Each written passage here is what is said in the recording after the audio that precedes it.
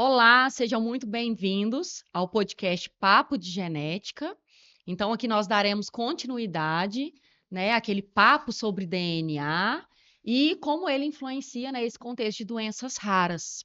Então, para relembrar, hoje eu estou aqui com uma responsabilidade muito grande, representando, né, a ONG Famílias Raras, né, a figura do André, que costuma conduzir esses episódios, e a Liga Acadêmica de Genética Médica da Universidade Federal de Uberlândia.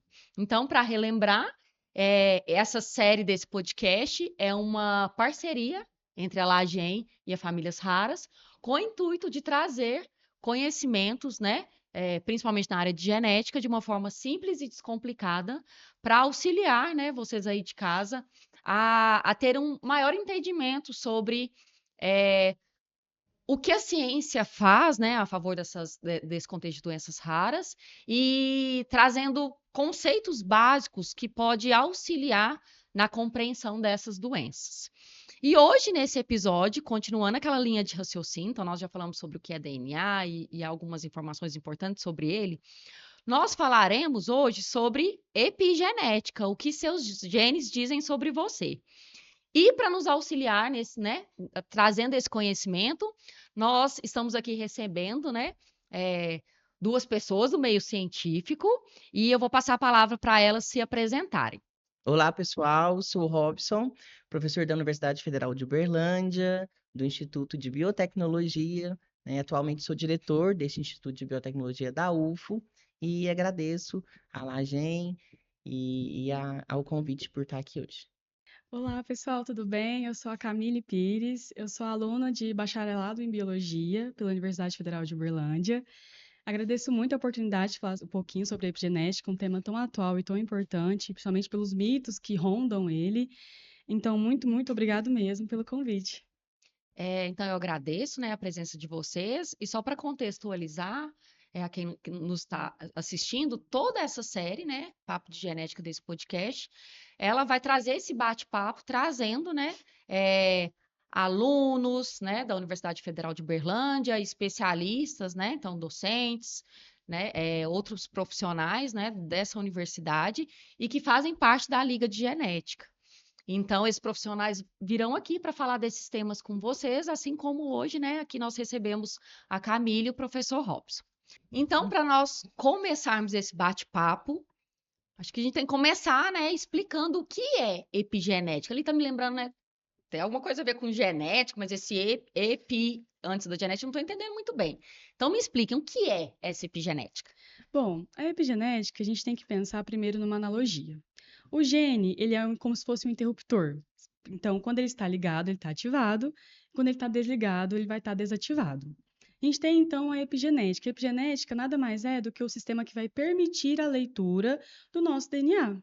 Só que os genes não são ligados de forma aleatória ou não. Cada um vai ter a sua função num determinado momento e de uma determinada forma, dependendo de qual parte do organismo que a gente está falando. Por isso é muito importante entender que como e quando um gene vai ser ativado ou desativado, também influencia em como e quando uma proteína vai ser produzida. Um ótimo exemplo, eu acho legal de trazer aqui para o pessoal que está vendo o podcast, vamos pegar dois gêmeos são dois gêmeos idênticos. Certo. Eles vão crescendo, cada um vai tendo a sua personalidade, e a gente vai ter um que vai ter um estilo de vida um pouco mais sedentário, não vai se alimentar tão bem, e temos o outro, que ele vai ter prática de atividade física, vai se alimentar Uhum. bem. Os dois têm predisposição a ter diabetes tipo 2. No entanto, no gêmeo que não tem uma alimentação tão boa e é sedentário, o gene para essa predisposição vai se manter ligado. Enquanto que no gêmeo, que tem uma boa qualidade de vida, uma qualidade de vida melhor, esse gene já vai poder ser desligado e as chances dele apresentar a doença é muito menor. Então, diante da sua fala, eu acho que assim, eu consegui captar 2 conceitos muito importantes, que então quer dizer que quando nós contamos num episódio anterior sobre o DNA, quer dizer que esse livro de receitas ele não está sendo lido todo ao mesmo tempo, né? Então, Exato. todas as receitas, né? Tem um chefe lá fazendo todas essas receitas ao mesmo tempo. Então, não é dessa forma que acontece.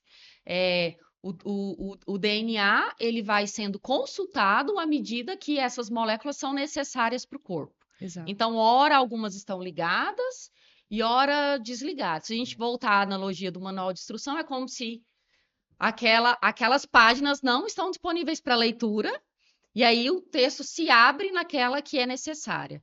Então, a epigenética viria para controlar qual Sim. receita vai ser consultada naquele momento, por exemplo? Eu achei interessante a analogia que ela deu do interruptor de energia. Então, a gente pensa no organismo da gente como uma casa, por exemplo. Certo, Se você está na sala, não precisa de você deixar a luz do quarto ligada, verdade. né? Economizar Você energia, vai né? deixar todas as luzes acesas ao mesmo tempo? Não. Então, o nosso organismo entende que se determinada parte do corpo não está sendo necessária a ativação naquele momento, desliga. Então, se eu estou na sala, o interruptor de energia tem que estar desligado lá no quarto. Porque Certo. nosso organismo também tende a economizar energia. Porque quando ele está trabalhando o tempo inteiro, energia pode ser gasta à toa, Sim. né? E a gente depende de energia o tempo inteiro, né? Uhum. Então foi bem interessante. E a epigenética é justamente isso, ela controla esse interruptor. Pode manter ele ligado o tempo inteiro ou desligado o tempo inteiro, né? Sem alterar ali a sequência de nucleotídeos do DNA. Então, é diferente do que acontece no caso daquelas variações no DNA, onde dá a perda, uma informação é acrescentada ou substituída. O DNA, ele continua com a sequência, com a escrita intacta, Exato. e são alterações externas a esse DNA, então. Perfeito, perfeitamente colocado. Mas como isso acontece na prática? Como que, né, esses mecanismos, eles conseguem contar para o nosso corpo o que precisa ser ligado e o que precisa ser desligado? Existem mecanismos dentro da célula que promovem essa informação para o DNA, né? Então, voltando ali à analogia de um livro de receitas, Uhum. então nós temos receitas ali que têm que ser usadas todo dia. Nosso arroz com feijão, por exemplo, Certo, todo né? dia tem que. Então, todo Uhum. dia tá ali, mas de vez em quando você quer fazer uma lasanha, um estrogonofe. Então, o que que acontece? A epigenética funciona como se fosse um post-it, né? Um adesivo que você cola ali para lembrar a célula que tem que fazer aquilo naquele momento. Então, por exemplo, você sai de casa e tá lá o livro de receita, você fala para sua mãe: hoje eu não quero arroz e feijão. Então, você pode colocar uma etiqueta grandona em branco, bloqueando ali a página de arroz e feijão e colocar uma etiqueta lilás, brilhante ali no Aham. estrogonofe, por exemplo, que é o que você quer naquele momento. Então, é uma forma de sinalizar. A produção de determinada coisa que o organismo precisa naquele momento.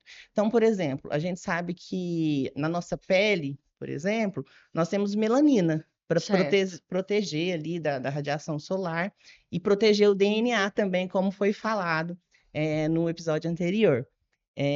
Só que esse gene da melanina está presente na nossa pele e em todas as outras células do nosso corpo, né? Então, está lá no cérebro.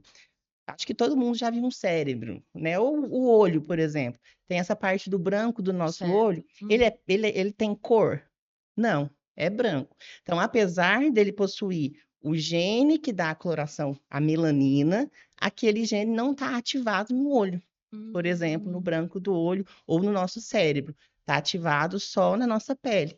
Então, o que é que faz com que esse gene esteja ligado em determinado local e desligado no outro? Pode ser por mecanismos epigenéticos que regulam, a gente fala que regula, o funcionamento do gene, né? O ativar ou desativar desse gene que a gente chama de expressão gênica. E isso faz todo sentido, né? Após a sua fala, eu pensando aqui, quando a gente pensa que em todas as células do nosso corpo nós temos o mesmo livro, o mesmo DNA. O livro é o Mas há mesmo. grandes diferenças entre essas células, né? Como você citou, o olho é de um jeito, né? A pele é de outro jeito, os músculos são de outra forma, mas o livro é o mesmo. O Então, o livro é que o muda mesmo. é o que é lido e o que não é lido, o que está ligado e o que está desligado. Exatamente. Muda a cor, coloração, morfologia, né, formato da célula. Isso varia também nos órgãos, nos tecidos, tudo muda. Por exemplo, se olhar o fígado e um coração, são formas totalmente diferentes. Então, isso vai depender do quê? Dos genes que estão ligados ou desligados naquela célula que compõe aquele Uhum. tecido daquele órgão específico, né? Uhum. E o que é que faz com que isso seja ligado ou desligado? Sim. É como post-it mesmo, que eu dei o exemplo do livro de receita. Se o post-it estiver lá naquela página, aquela página tem que ser lida. Se o post-it não tiver, ela não tem que ser lida, né? Então, no DNA é a mesma forma, só que a gente chama isso de grupamentos químicos. São moléculas químicas que, ao estarem ligadas ao DNA ou a proteínas que estão ali junto com o DNA, faz com que esse DNA seja utilizado naquele momento pela Uhum. célula ou não. Então, a gente chama isso, são termos complicados, que eu acho que não vem ao caso, mas eu acho que é bom falar, Sim. porque se a pessoa entrar em contato, ela já ouviu aquilo alguma vez, que são acetilações, metilações, mudanças ali na cromatina e no enovelamento, né, no enrolar do DNA. Então, tudo isso pode ativar ou desativar os genes, né, como se fosse post-it mesmo. Então, fiz uma metilação, colei um post-it ali no DNA. Então, eu estou desativando aquele gene, está sinalizando para a célula que naquele momento aquilo não precisa ser utilizado, não precisa ser produzido. Mas isso é reversível. O Ah, isso que eu interessante ia é isso. perguntar, porque a Camille tinha comentado que, né, quando ela fez aquela comparação entre os gêmeos univitelinos, que tem o DNA igual, que parece que tem influências, né, que podem atuar revertendo algumas dessas marcações. Então, conta um pouco mais para nós, É. Robson. Essas marcações, elas não são definitivas igual as mutações, por exemplo. Hum, Porque uma parte importante do conceito de epigenética é que são alterações ali nos grupamentos químicos do DNA sem alterar a sequência de nucleotídeos. Então, os nucleotídeos vão ser o mesmo. O livro de receita vai permanecer intacto. Então, quando a gente fala de epigenética, poxa, genética o pessoal já acha difícil, né? E a gente ainda coloca um epi na frente. Não, o que é epigenética? Então, quando a gente fala de epigenética, a gente tem que pensar que é importante para a genética, por quê? Porque regula o funcionamento do DNA sem alterar a sequência de nucleotídeos. Então, mesmo não sendo fixa igual às mutações, então as mutações geram variantes, como a professora Paula falou no episódio anterior. Então, aquilo vai estar estabelecido, vai estar fixado. A epigenética não, ela é diferente. Então, aquele gene está desligado naquele momento. Se eu tirar o post-it dali, aquele gene volta a ser ativado, volta a produzir proteínas que são necessárias naquele momento. E o nosso estilo de vida, ele pode prejudicar ou contribuir para a forma que isso acontece? Então, assim, ele vai influenciar nessa expressão desses genes? Ah, com certeza. Eu acho que é muito importante ter essa noção, ainda mais que agora que a gente já sabe que é reversível. Então, a gente tem que sempre pensar assim, nossa, por exemplo, você é uma pessoa que não se alimenta tão bem. É muito natural que o nosso organismo agora, a epigenética vai atuar, por exemplo, muitos genes relacionados a inflamações no corpo no geral podem ser ativados.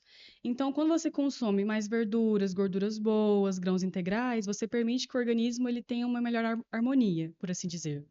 Então, você consegue até mesmo, e vários estudos mostram isso, inclusive, que você pode ativar genes que vão te proteger de possíveis doenças, como, por exemplo, o câncer.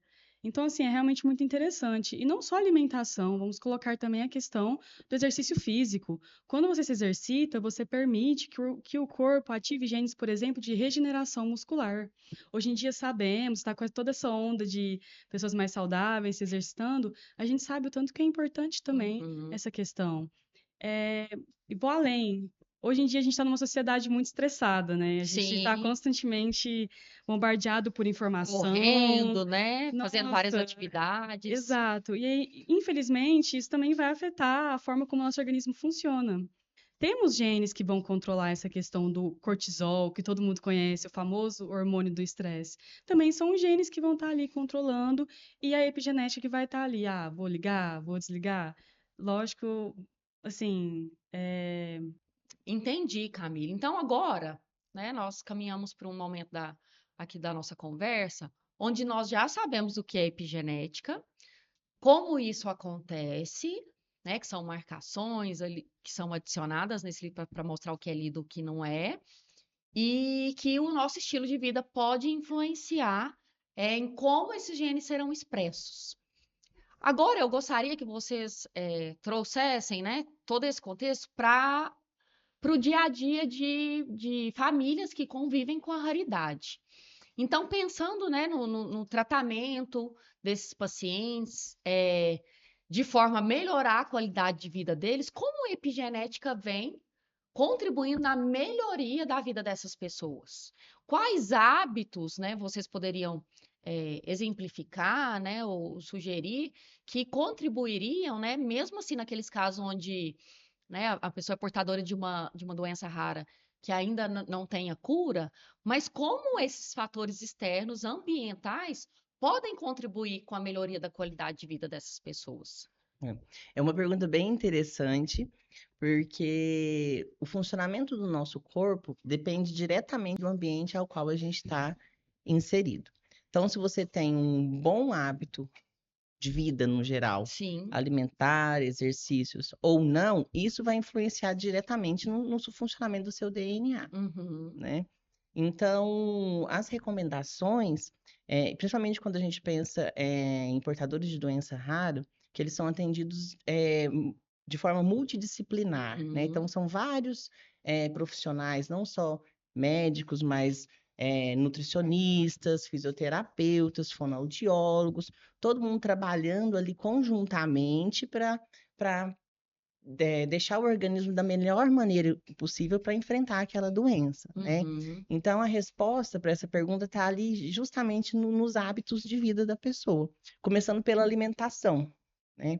Então, por exemplo, do que adianta um portador de doença rara ir fazer uma fisioterapia se ela não está bem alimentada, se ela não está bem nutrida, Uhum. né? Ela não vai ter energia para fazer aquele exercício fisioterápico de uma forma correta Uhum. e que tenha rendimento, Sim. né? E ainda a gente pode destacar que, né, dependendo da doença rara, existem dietas específicas, né, que Específicas, são orientadas por profissionais da área, por nutricionistas. Então, essas dietas balanceadas, específicas, né, analisadas ali caso a caso, então elas vão contribuir de forma positiva para esses diretamente. mecanismos epigenéticos. Diretamente, tanto energeticamente, em termos de disposição para as atividades diárias, como agindo diretamente ali no DNA também, Uhum. né? Porque a gente sabe que tem diversas substâncias presentes em alimentos saudáveis, né? Como a Camille falou, que podem atuar ali no DNA. Então, substâncias presentes em alimentos, como antioxidantes, Sim. né? Que ela falou, polifenóis, né? Gorduras poliinsaturadas, que são Uhum. gorduras boas, presentes em azeite, por exemplo, em vários vegetais. Então, existem substâncias que regulam a atividade dos genes também. Então, a Uhum. gente literalmente é o que a gente come, É. né? Porque é o que a gente come que vai constituir o nosso corpo. Então, Uhum. se você come coisas ruins, seu corpo vai estar constituído de coisas ruins. Se você come Uhum. coisas boas, seu corpo vai estar constituído ali de coisas boas. E essas coisas boas podem atuar ali em determinado gene, estimulando a atividade daquele gene. Então, Uhum. existem antioxidantes, por exemplo, ou algumas outras moléculas Uhum. naturais que favorecem o funcionamento de genes importantes para o nosso metabolismo, Uhum. né? Então, às vezes, em uma criança portadora Uhum. de doença rara, aquele gene já tem uma dificuldade de funcionar. Se você não se alimenta corretamente com substâncias, consumindo substâncias que favorecem a expressão daquele gene, dificulta mais ainda o funcionamento daquele gene, Sim. né? Então, nutricionalmente falando, a resposta, às vezes, são duas crianças com a mesma doença rara. Só que uma se alimenta de chocolate, bolacha e refrigerante, a outra vegetais, verduras e etc. Uhum. Então, a resposta no tratamento daquelas crianças vai ser diferente. Uhum. Ô, Camille, pensando, né, além de tudo isso que o professor Robson citou, é, como esse suporte familiar, esse apoio emocional, pensando que o ambiente, né, de uma forma geral, vai impactar em como esses mecanismos vão acontecer, isso também é importante, né? A forma com que esse paciente é acolhido, né? Se existem pessoas ali auxiliando no dia a dia, é, até assim, acolhendo mesmo, né? até assim, compreendendo talvez as limitações, isso vai fazer diferença e também vai impactar na qualidade de vida das pessoas quando a gente fala em relação a alterações, né, epigenéticas? Ah, definitivamente. Quando a gente pensa numa pessoa que tem uma doença rara, infelizmente, a nossa sociedade ela é constituída por alguns preconceitos, algumas dificuldades. E é muito importante que essa pessoa tenha um apoio psicológico, porque é um lugar que ela vai poder verbalizar suas dificuldades e, mais do que isso, entender como ele pode enfrentar isso de uma forma cada vez mais leve, cada vez mais harmoniosa. Então, não é só importante apenas se alimentar bem e fazer exercícios físicos, também tem o pilar da saúde mental, que é extremamente Uhum. importante. Não apenas o psicólogo, você pode, por exemplo, procurar grupos de apoio, o que for mais adequado para você. E, para além disso, também prestar atenção nas relações familiares, amigos, tudo que você puder ter de apoio em relação a você poder dizer o que você sente, dizer o que você precisa para ser bem cuidado, Uhum. para se sentir acolhido mesmo, é fundamental para todo o seu processo, para uma vida longa, saudável e realmente feliz, assim, de fato. Nossa, e aí a gente Cuidar. consegue entender assim a grande importância, né, de trabalhos como mesmo da ONG, né, Famílias Raras, nesse acolhimento, nessa troca de experiências. Exatamente. Então, né, Cuidar da eu imagino mente. assim, que as pessoas de É, casa nem imaginariam que, né, claro, essa acolhida faz muita diferença na qualidade de vida, esse apoio emocional, mas que isso está modificando mecanismos que estão atuando lá no Genéticos. nosso DNA, né? Então, exatamente. Cientificamente comprovado. quando as pessoas falam que a mente controla a gente, não é só em termos de falar assim, ah, eu estou deprimido, estou Uhum. querendo ficar só em casa, não quero sair na rua, mas a mente também é um grande causador de estresse, né? Então, às vezes, a depressão, não estar sendo atendido por um profissional, psicólogo, por Uhum. exemplo, ou com amigos, como ela disse, com profissionais da própria ONG, isso influencia diretamente no DNA. Por quê? Porque isso pode gerar estresse. Estresse produz cortisol. Uhum. Cortisol pode influenciar a expressão de diversos genes ali que vão ser Uhum. desfavoráveis para aquele indivíduo, né? Então, cuidar da mente é muito importante. E quando nós falamos que às vezes é um aspecto que é um pouco delicado, quando a gente pensa nesse contexto, né? Até assim, na tentativa de proteger essas pessoas diante de uma sociedade que é tão preconceituosa, é, em relação à socialização, essas interações, né, com outras pessoas também é importante quando a gente pensa na, na influência na qualidade de vida dessas pessoas e nas alterações epigenéticas. Ah, sim, exatamente. Eu acho que é até recomendável que as pessoas, de acordo com a doença rara, com a realidade que ela apresenta, ela sempre busque fazer atividades que sejam realmente possíveis, que sejam realmente boas para ela. Então, é sempre interessante, por exemplo, uma pessoa que ela gosta muito de ler. Às vezes ela pensa, ah, eu não vou me esforçar para isso. Na verdade, é ótimo você ter esse tipo de distração. Ah, eu consigo jogar bola, o que seja, em relação a algum esporte que você consiga praticar, que seja uma raquete, por exemplo. Ah, meus amigos me chamaram para jogar. Eu vou lá me predispor a jogar, sabe? Eu acho que é muito sobre não colocar essa pessoa num confinamento quase, né? Numa caixa assim, não, ela não pode fazer isso. Muito pelo contrário, ela não só pode, como deve, para essa saúde mental dela ser de fato melhorada. E é claro, assim, né, que é importante a gente destacar que sempre, né, respeitando as limitações, né, A de liberação cada, do médico. de cada Exato. portador, isso, né, isso ser autorizado, né, pelos profissionais que estão ali acompanhando essa pessoa. Mas isso, né, eu imagino, diante da fala de vocês, que acabe contribuindo, assim, através da socialização, essa pessoa às vezes está trocando experiências, né? Às vezes, assim, partilhando até, assim, os momentos de sofrimento, né?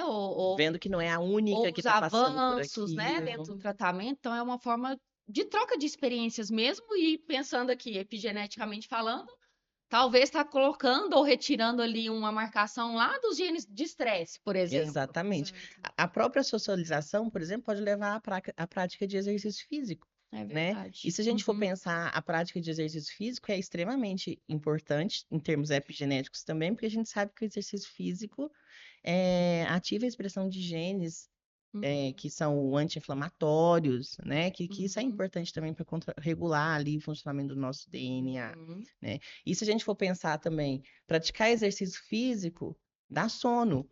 E o sono também é muito importante, né? Então, existem células do nosso corpo, por exemplo, que elas só se regeneram, elas só produzem determinadas substâncias que são importantes para o nosso corpo durante Período de o período de sono. sono, né? A vigília noturna ali. Então, Uhum. se a pessoa não dorme, essas substâncias que são importantes para o DNA também não são produzidas, né? E isso pode ser prejudicial ao próprio sistema imunológico da pessoa, né? Então, Uhum. uma noite mal dormida pode te baixar literalmente sua imunidade e fazer com que doenças que estavam escondidas ali apareçam, né? Entendi. Então é importante, e essa própria socialização vai cansar a pessoa, distrair a mente, deixar ela mais relaxada e promover também essa melhor noite de sono. Então a gente percebe que está tudo interligado, né? Então, sim, é um cenário de comportamentos que juntos, né, vão contribuir para essa melhoria de qualidade de vida, independente, por exemplo, na verdade, independente não, quando a gente pensa, né, no meio de estudo está ali o tratamento medicamentoso, né, a fisioterapia, a fono, mas todas essas outras questões que trabalham a saúde mental são Exato. também muito importantes, né? Exatamente. Então, aí é a dica também de dar atenção e dar a mesma importância para todos os profissionais, que é uma equipe multiprofissional ali, Uhum. multidisciplinar. Então, o médico não é mais importante do que o nutricionista, que não é mais importante do que o Sim, fisioterapeuta, que o fonoaudiólogo, que o psicólogo e o assim por terapeuta diante. ocupacional, né, TO, e tantos outros. exato. Então, todos têm ali a sua importância. E às vezes o trabalho de um pode influenciar diretamente no trabalho do outro, né? Uhum. Então, se você pular etapas, não passar por determinado profissional, você vai estar invalidando o outro profissional que depende daquele resultado Uhum. multiprofissional ali. Não, muito interessante, né? Ouvir sobre isso, né? De uma forma tão clara, tão simples como vocês trouxeram. E aí a gente vai caminhando para o fim desse episódio, né? Que é o episódio sobre epigenética. E até me lembrou de uma coisa lá do ensino médio. Acho que todo mundo aí de casa vai lembrar. Então, tinha uma fórmula, não tinha quando a gente estudava em genética? É, fenótipo é igual ambiente mais genótipo. Exatamente. Traduzindo, né, a forma como a gente depende não só do nosso DNA, mas também de como ele está interagindo com o ambiente no qual a gente está. Se a gente está num um ambiente bom, nosso DNA vai estar epigeneticamente bom. Se a gente está num ambiente ruim, nosso DNA vai estar epigeneticamente mal, né, Então, funcionando mal. então, hoje, dentro da genética, essas influências têm nome, né? E é epigenética, né? A forma com que os nossos genes são influenciados pelos fatores ambientais, né? Isso. Então, assim, para nós encerrarmos, eu vou passar a palavra para vocês, e eu queria que vocês dessem, né? Deixassem alguma mensagem, dessem alguma dica para quem está nos assistindo. Professor Robson. Então, a mensagem é que eu já até disse, né? Dê atenção à alimentação, né? Alimentação saudável, prática de esporte, de exercício Uhum. físico, na medida do possível e de acordo com as recomendações. Uma boa noite de sono e cuidar da mente, né? Exato. Que isso influencia, a gente acha que não, mas isso influencia Uhum. diretamente no nosso DNA. Sim, Camille. Pessoal, eu acho que a epigenética é bom a gente olhar ela como um sopro de esperança. É uma forma de você ver que, apesar das suas particularidades, você ainda pode e vai conseguir, com certeza, ter uma vida muito boa, muito próspera. Então, o recado é: a epigenética traz para a gente uma perspectiva de, se a gente se cuidar, tudo vai dar certo. É. Então, dessa forma, a gente encerra esse segundo episódio. E você aí de casa, que ficou com alguma dúvida, pode voltar no episódio anterior. E depois também, né, eu peço que vocês continuem, né, seguindo essa linha de raciocínio e acompanhando os episódios que virão ainda. E caso tenha alguma dúvida, né, algum questionamento, sintam-se à vontade para entrar em contato, né, através das redes sociais, por exemplo. da ONG Famílias Raras, do Instagram da Lagem, porque a ideia é que isso seja um bate-papo, uma conversa aberta e que a gente possa trocar experiências e trazer, né, sempre uma informação que tenha base científica e que seja simples para entendimento de vocês. E procurar a UF quando precisar também, né? A UF está de portas abertas para a sociedade. Vejam que a UFO é de todo mundo, né? A UFO não é apenas dos alunos, dos Sim, técnicos, dos professores, né? A UFO é de todos vocês. Então, no que precisar da universidade, ela está de portas abertas para tirar dúvidas, para ajudar na maneira do possível. então, assim nós finalizamos, né, o nosso segundo episódio e aguardo vocês, né, para o próximo tópico que virá e que vem de encontro com tudo que já foi falado até aqui. Então, até o próximo episódio. Até o próximo. Até.